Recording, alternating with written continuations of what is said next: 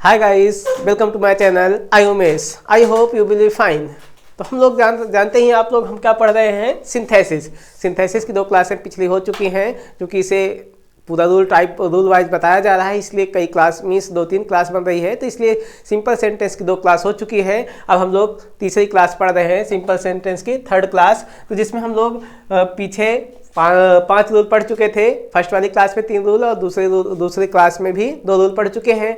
तो अब हम लोग इसमें आगे वाला पढ़ेंगे और आप लोग वीडियो को लाइक और सब्सक्राइब भी करते रहें और आगे हम फिर बताने चल रहे हैं, ठीक ना। आप लोग को बिल्कुल समझ में आने वाला है, बिल्कुल ध्यान से देखिएगा आप लोग। रूल कौन सा पढ़ने वाले हैं हम लोग, 5 तक हो चुका था। अब रूल 6 हम लोग पढ़ रहे हैं। 6 नंबर है एडजेक्टिव का प्रयोग करके। कौन सा रूल होगा, एडजेक्टिव का प्रयोग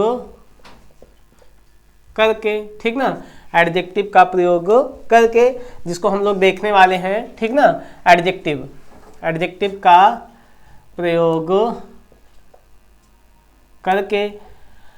तो एडजेक्टिव एकदम हलवा, एकदम कुछ भी समझ लो, एकदम 100% आपके समझ में आने वाला है, एकदम सिंपल बना दे रहे हैं। देखो क्या बता रहे हैं, बहुत कुछ बताया गया है। जब दोनों वाक्यों में से किसी एक वाक्य में ऐसे विशेषण का प्रयोग है जो दूसरे वाक्य में किसी संज्ञा की विशेषता प्रकट करते हैं, जो भी बताए हैं, चलो ठीक ना। क्या कहने का मतलब, एडजेक्टिव ऐसे ही आप लोग जानते हो, सिंपल सा बिना रूल के हम आपको बता दे रहे हैं, ठीक ना।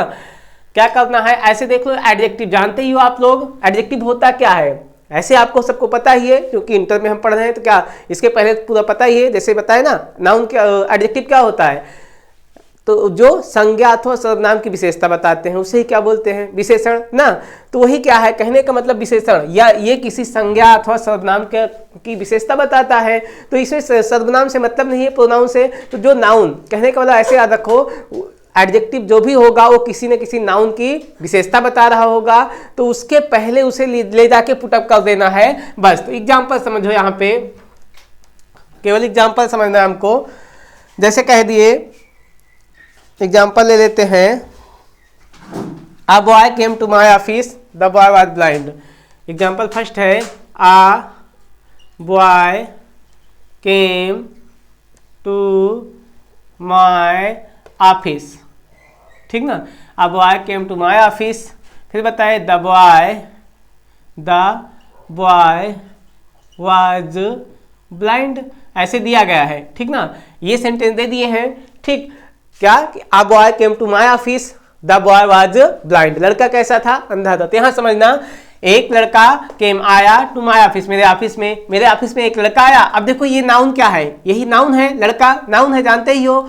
तो ये क्या, इसी के बारे में देखो, इसमें बता रहा है वो लड़का, यहीं पे बताए हैं, ये भी नाउन है। तो ये लड़का क्या था, देखो विशेषता बता रहा है, एक शब्द यही क्या बता रहा है, इसकी विशेषता बता रहा है, किसकी, इस नाउन की, मीन्स इस लड़के की विशेषता बता रहा है। लड़का कैसा था, अंधा था ना। तो क्या करोगे, केवल जो एडजेक्टिव होगा उसको उस नाउन के पहले लाके रख देना है। तो क्या हो जाएगा, आ ब्लाइंड बॉय, कहने का मतलब यही नाउन है। तो यहाँ पे वो ब्लाइंड जो शब्द बता रहा है विशेषता, उसको उसके पहले लाके रख दिए। तो क्या बन गया, आ ब्लाइंड, यहां से ले लिए, blind boy came to my office, ठीक ना। ये बन गया सिंपल सेंटेंस, एकदम सिंपल, एकदम आसान तरीके से, ठीक ना। ऐसे एक आध एग्जाम्पल और लेते हैं। जैसे कह दिए she gave me a gift, she gave me a gift. फिर बताए the gift was very costly. समझना अब यहाँ पे, सी वह कोई प्रोनाउन है ना, वह गेव दी मी मुझे आ गिफ्ट, एक गिफ्ट, उपहार। गिफ्ट क्या है, कोई नाउन है, कोई वस्तु है। तो क्या हुआ, ये क्या है, कोई नाउन है। अब देखो इसी नाउन के बारे में, ये गिफ्ट जो है यही तो नाउन है। देखो यहाँ भी गिफ्ट क्या है, नाउन है। तो देखो इसके बारे में कौन सा शब्द बता रहा है, कि गिफ्ट, उसने मुझे गिफ्ट दी। अब गिफ्ट की बात करें, गिफ्ट कैसी थी, बहुत ही कॉस्टली, बहुत महंगी, कॉस्ट मतलब महंगी। तो ही बता रहे हैं, वह मुझे एक गिफ्ट दी, वो गिफ्ट के बारे में बता रहे हैं, गिफ्ट कैसी थी, बहुत महंगी थी ना। तो ये विशेषता बता रहा है, किसकी विशेषता बता रहा है, इस गिफ्ट की। तो इसी के पहले लाके पुटअप कर देते हैं, बन जाएगा सिंपल सेंटेंस। तो क्या हो जाएगा, she gave me a very very costly, पूरा लेना पड़ेगा ना, बहुत महंगी, तो क्या हो जाएगा वेरी कॉस्टली गिफ्ट। बन गया एक सिंपल सेंटेंस, एडजेक्टिव का भी यूज हो गया। कहने का मतलब एकदम सिंपल सा तरीका जानो, कोई नाउन या प्रोनाउन होगा, उसके बारे में जो शब्द बता रहा होगा उस शब्द को उस नाउन के पहले लाके हमको पुटअप कर देना है, बस एकदम सिंपल सा तरीका, एक सिंपल सेंटेंस बन गया, ठीक ना। एक आध एग्जांपल और बता दे रहे हैं, समझ लो ऐसे, जैसे कह दिए the police caught a thief, the police caught a thief, the police caught a thief। फिर बता रहे हैं कि the thief was notorious, the thief was notorious।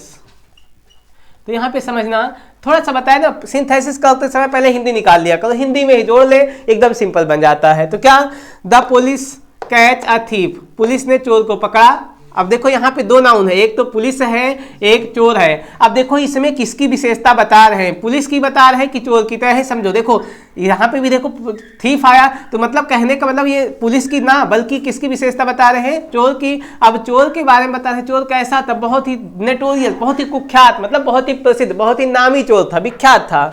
तो कहने का मतलब क्या बन जाएगा, the police caught a notorious, इसी के बारे में बता रहा है, तो इसको उठा के इसके पहले रख दिए ना। तो कहने का मतलब जिसकी विशेषता बता रहा हो उसी के पहले हमको उस एडजेक्टिव को रख देना है। बन गया हमारा क्या, एडजेक्टिव का प्रयोग करके ये बन गया हमारा सिंपल सेंटेंस। रूल 6 कंप्लीट होता है। आप लोग स्क्रीनशॉट ले सकते हैं इसका। नेक्स्ट रूल बताते हैं फिर। हाँ, अब हम लोग इसी में देख लेते हैं रूल 7 भी, एकदम सिंपल है, ठीक ना। चलो देख लेते हैं आगे रूल 7। नेक्स्ट रूल देखते हैं, रूल 7 नंबर। और पिछली क्लास आप लोग को देख लीजिए, पिछली क्लास आप लोग पिछली वीडियो में जाकर देख लीजिए, जिसमें बहुत अच्छे समझाया गया है, सारे रूल बताए गए हैं एक एक करके, ठीक ना, एक के बाद एक। मीन्स चूंकि जानते ही हो सिंपल सेंटेंस 8 टाइप से बनता है, उसके 8 रूल हैं, तो सारे रूल वाइज रूल बताया गया है, आपको अच्छी तरीके से समझ में आ जाएगा। और पिछली क्लास को जाकर आप लोग देख लीजिए और चैनल को लाइक और सब्सक्राइब भी करते रहें। अब रूल 7 देखते हैं हम लोग। रूल 7, 6 तक हो गया है। रूल 7, एंड का प्रयोग करके, केवल एक शब्द याद रखना, किसका, एंड का प्रयोग करके भी एक सिंपल सेंटेंस बनाया जा सकता है, ठीक ना। एंड का प्रयोग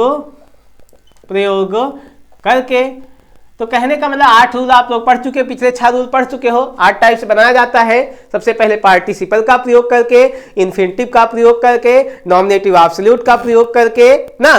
अब पिछली क्लास में सारे बताए गए हैं, जैसे आज रूल पढ़े एक ना, एडजेक्टिव का प्रयोग करके।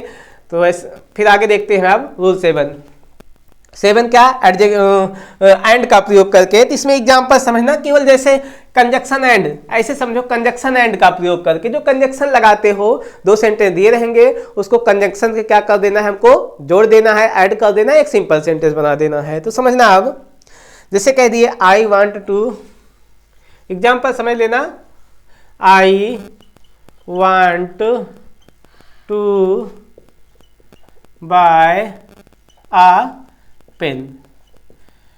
दूसरे ने दे दिए I want to buy a pencil also. यहाँ पे समझना क्या बताए, I want to buy a pen, I मैं वांट चाहता हूं, टू बाई खरीदना, पेन मैं एक पेन खरीदना चाहता हूं ना। प्रेजेंट में है, आई के साथ सिंगुलर यस या यस नहीं लगा, तो मैं एक पेन खरीदना चाहता हूं। और क्या बताए, आई वांट मैं चाहता हूं, टू बाई खरीदना, आ पेंसिल आल्सो एक पेंसिल भी खरीदना चाहता हूं। तो ऐसे बताए ना, मैं एक पेन खरीदना चाहता हूं, मैं एक पेंसिल भी खरीदना चाहता हूं। तो ऐसे क्या करो, इसे सिंपल ऐसे जोड़ लो, मैं एक पेन और एक पेंसिल खरीदना चाहता हूं, बन गया है सिंपल सा। तो केवल इतना समझो, I want to buy a, buy इतना देखो दोनों में कॉमन है, जैसे मैथ में कॉमन लेते हो ऐसे दोनों जो सेम है उसको एक बार लिख लो, एक बार लिख लिए, I want to buy a pen, मतलब यही जो नाउन है इसको क्या करो, दोनों को जोड़ दो, पेन एंड पेंसिल, अब आल्सो भी लगाने की जरूरत नहीं है, ठीक ना। ये बन गया हमारा सिंपल सेंटेंस, ठीक। अब नेक्स्ट देखते हैं, जैसे कह दिए Ram went to Kanpur, Mohan also went to Ram. देखो Ram went to Delhi, Ram went to Delhi, Mohan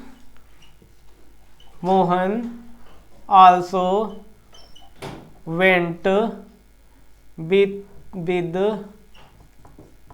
him, ठीक। ऐसे दे दिए एक सेंटेंस, ठीक ना।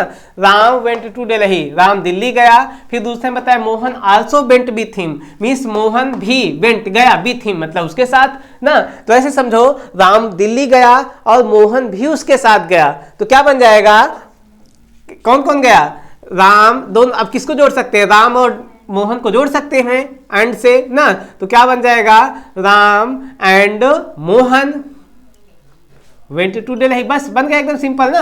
Ram and Mohan went to Delhi. तो ये हमारा क्या था, कौन सा, किससे हम जोड़ रहे हैं, एंड से। कंजक्शन एंड का प्रयोग करके भी सिंपल सेंटेंस बनाया जा सकता है, ठीक। एक आध रूल और देख लेते हैं, आई सा ब्लैक काऊ, आई सा व्हाइट काऊ आल्सो, ठीक ना। आई सा आ ब्लैक काऊ, आई सा आ ब्लैक काऊ। दूसरे में बता दिए आई सा आ व्हाइट काऊ आल्सो, ठीक ना। तो क्या बता रहे हैं, आई सा, ऐसे समझो, आई सा ब्लैक काऊ, पहले बताया मैंने एक काली गाय देखी, आई सा व्हाइट काऊ आल्सो, मैंने एक सफेद गाय भी देखी ना। तो देखो दोनों में जो सेम है, जैसे मैंने क्या देखी, ब्लैक काऊ, आई सा, दो इसमें भी है इसमें भी है ना। तो पहले इसको लिख ले रहे हैं, आई सा मैंने देखा, क्या देखा, आ ब्लैक काऊ, ठीक ना, आ ब्लैक काऊ। और क्या बता रहे हैं, व्हाइट काऊ, तो क्या हो जाएगा, आ ब्लैक, देखो दोनों ब्लैक और व्हाइट है, तो इसको अब जोड़ दे रहे हैं किससे, एंड से, आ ब्लैक एंड व्हाइट काऊ, काऊ एक ही बात लिखा जाएगा, बन गया सिंपल सेंटेंस ना। आई सा आ ब्लैक एंड व्हाइट काऊ, ठीक ना। आप लोग इसका स्क्रीनशॉट ले सकते हैं। आगे देखा जाए, रूल नंबर 8, रूल नंबर 7 तक हो गया है ना। रूल 8 और लास्ट रूल हम लोग पढ़ने वाले हैं, सिंथेसिस में सिंपल सेंटेंस जो बनाना है उसका last rule. Simple sentence 8 type से बनता है, इसके 8 रूल हैं, आप लोग को बताया ही गया है ना। जिसको नहीं पता आप लोग पिछली वीडियो जाकर जरूर देख लें, फर्स्ट वाली वीडियो, उसमें सारी डिटेल में बताया गया है, सारी चीजें, सिंथेसिस होती क्या है ना, सिंथेसिस के बारे में बताया गया है, इसको कैसे बनाया जाता है। तो आप लोग इसकी सिंथेसिस वाली फर्स्ट क्लास जाकर जरूर देख लीजिए। तो हम लोग पढ़ते हैं रूल 8, ठीक।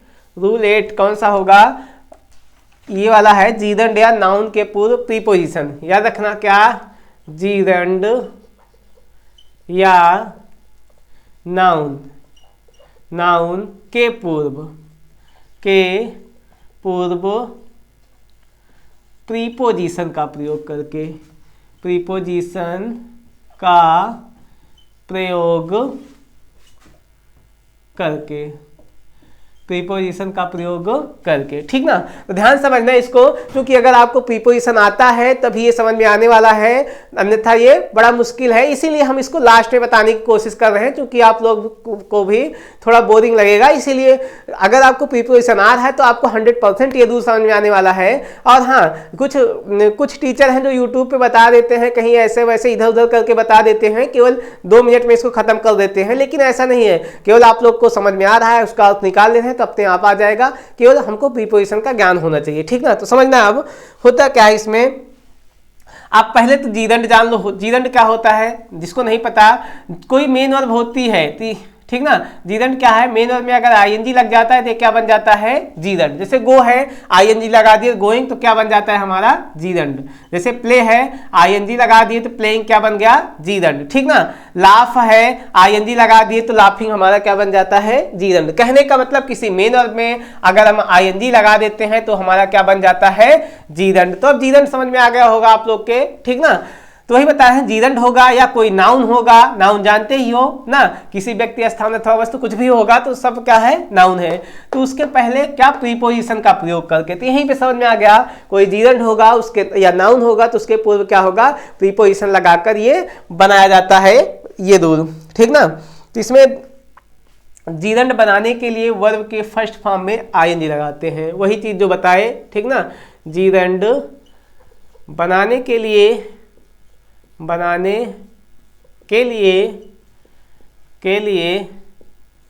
वर्ब की फर्स्ट फॉर्म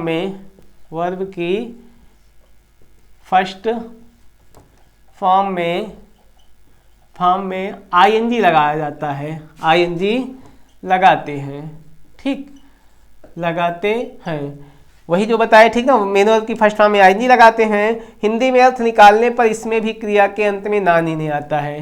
क्या बता रहे हैं, हिंदी में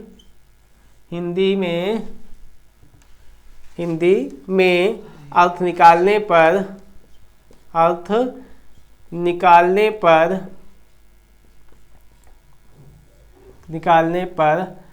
अंत में ना, नी, ने आता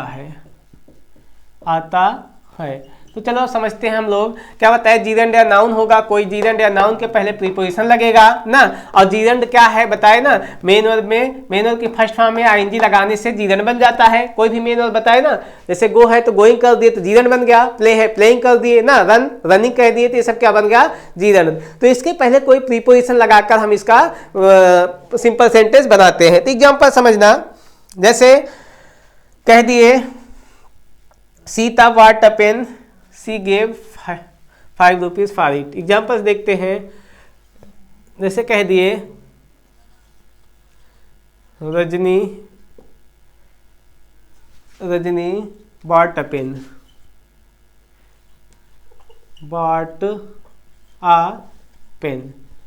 फुल स्टॉप। फिर बताए she gave 20 rupees for it, ठीक ना। तो अब इसे हमको मान लो बनाना, ऐसे दे दिए, ऐसे दे देंगे कोई सेंटेंस, उसको कह देंगे चेंज इनटू सिंपल सेंटेंस, ठीक ना। तो इसे सिंपल सेंटेंस बनाएंगे कैसे, अब ऐसे देखो क्या बताए, रजनी, ठीक ना, रजनी ये रहेगा, रजनी बॉट, ठीक ना, बॉट आ पेन, रजनी बॉट खरीदी, क्या खरीदी, पेन, बाई का सेकंड फॉर्म पास्ट में फिर बन गया ना, रजनी एक पेन खरीदी। अब बताए सी गेव 20 रुपीज, वह 20 रुपए दी, फॉर इट मतलब इसके लिए, रजनी एक पेन खरीदी, इसके लिए कितना रुपए दी, 20 रुपए दी। तो यहीं पे समझना, आप देखो प्रीपोजिशन क्या यूज कर सकते हो, यहाँ पे समझो, आप लोग को पता होगा प्रीपोजिशन, जब कोई चीज किसी के बदले में, जैसे मार्कर खरीदे कितने, 50 रुपए के बदले में, ठीक ना। तो क्या किसी चीज के बदले में जब कोई चीज होता है तो वहां पे प्रीपोजिशन फार का यूज होता है, आप लोग को अच्छी तरह पता है ना। तो क्या करो, फार लग जाएगा, कैसे, ऐसे बन जाएगा, रजनी बॉट आ पेन, इसको फर्स्ट वाला ऐसे लिख दिए। अब रजनी ने पेन खरीदा, कितने, यही चीज याद रखो, कितने रुपए के बदले में। तो यहाँ पे देखो फार पहले से ही दिए हैं, लेकिन जब कोई चीज किसी के बदले में खरीदी जाती है तो प्रीपोजिशन फार का यूज कर देते हैं। फार, अब कितने रुपए के बदले में, यहां से देख रहे हैं कितने, फार 20 रुपीज। उम्मीद है समझ में आया होगा, नहीं तो अगले एग्जाम्पल समझना, नेक्स्ट एग्जाम्पल बता रहे हैं, हो सकता है समझ में आ जाए। जैसे कह दिए he gave me advice, he also helped me, he gave me advice, ठीक, he gave me advice, he also helped me, he also helped me, ऐसे दे दिए, ठीक ना। He gave me advice, he also helped me. तो समझना यहां पे, ही गेव मी एडवाइस, उसने मुझे सलाह दिया, ठीक ना, उसने मुझे सलाह दिया। ही आल्सो हेल्प्ड मी, उसने मेरी सहायता भी की, ठीक ना। ध्यान देना आप लोग। और वीडियो अच्छी लग रही है तो लाइक और सब्सक्राइब भी करते रहिए, थोड़ा हम भी मोटिवेट होते रहे इससे और आगे वीडियो बनाते रहे, आप लोग के आपके पास पहुंचाते रहे, ठीक ना। तो आप लोग ध्यान समझिएगा, क्या बताया, ही गेव मी एडवाइस, उसने मुझे सलाह दिया, ही आल्सो हेल्प्ड मी, उसने मेरी सहायता भी की, ठीक ना। तो ऐसे समझो, थोड़ा सा माइंड में अपने थोड़ा याद करो, अगर प्रीपोजिशन पढ़े हो तो ऐसे क्या बता रहे हैं, उसने मुझे ये भी दिया और वो भी दिया, कहने का मतलब ये चीज भी बताया वो भी चीज बताया। तो ऐसे मतलब जब एक के अलावा, जैसे एक चीज के अलावा जब कुछ देते हैं तो याद है क्या लगाते हैं, अगर प्रीपोजिशन पढ़ोगे तो याद होगा ना। जैसे कह दिए कि किसी चीज के बदले या अलावा, पढ़ोगे इसके अलावा या इसके अतिरिक्त, पढ़े हो ना, अतिरिक्त का क्या होता है, पढ़े होगे प्रीपोजिशन क्या होता है, बिसाइड्स होता है ना। तो ऐसे बिसाइड्स हम क्या लगा दे रहे हैं, बिसाइड्स, बिसाइड्स, बिसाइड अकेले होता तो बगल हो जाता पास, लेकिन बिसाइड्स क्या लगाना है, बिसाइड्स। इसकी हिंदी होती है के अतिरिक्त या के अलावा, जानते ही हो आप लोग, के अतिरिक्त या के अलावा, के अतिरिक्त या के अलावा होता है, के अलावा भी कर सकते हो ना।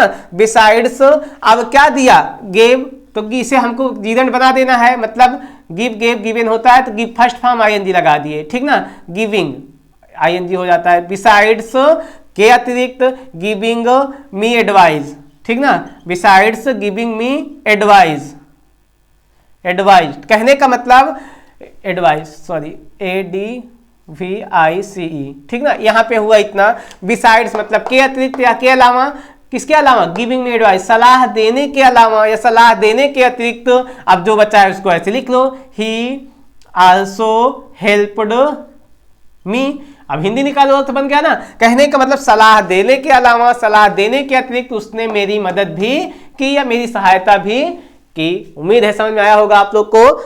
आगे बताते हैं, फिर और एग्जाम्पल लेके समझना ध्यान से। जैसे कह दिए, I made my best effort, I made my best effort, best effort, I made my best effort.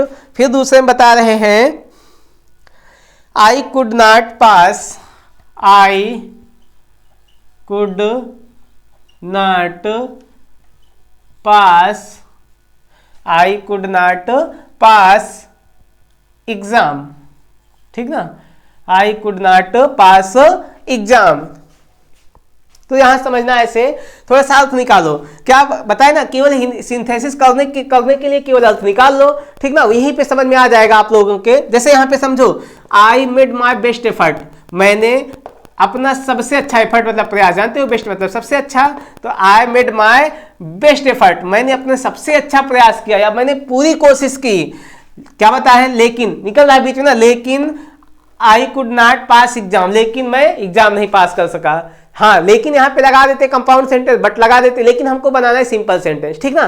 तो सिंपल सेंटेंस में बट नहीं लगाना, अगर बट लगा दिए तो काम बन जाएगा कंपाउंड, लेकिन हमको दिया रहेगा सिंपल। तो क्या होगा, कोई ना कोई प्रीपोजिशन, ऐसा प्रीपोजिशन ढूंढो जो क्या बता रहे हैं, मतलब आप सबसे अच्छा प्रयास भी किया, उसके अलावा मीन्स उसके अपोजिट हो रहा है, मीन्स लेकिन मैं पास भी नहीं कर पाया।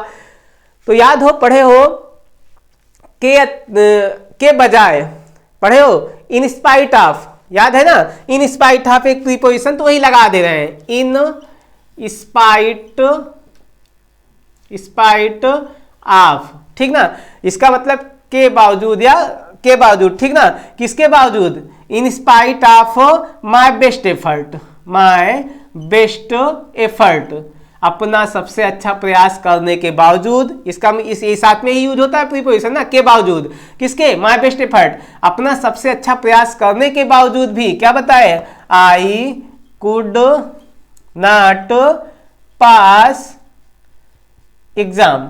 तो कहने का मतलब यहाँ पे ये समझ में आया, ये निष्कर्ष निकलता है इससे कि कोई ना कोई नाउन होगा उसके, या नाउन होगा या जीरंड होगा, उसके पहले प्रीपोजिशन। कहने का मतलब अगर प्रीपोजिशन समझ में आ गया है तो हिंदी निकालोगे, प्रीपोजिशन अपने आप आ गया। अगर प्रीपोजिशन आता है तो ये वाला रूल अपना 100% समझ में आ गया होगा। और आप लोग इसका स्क्रीनशॉट भी ले सकते हैं।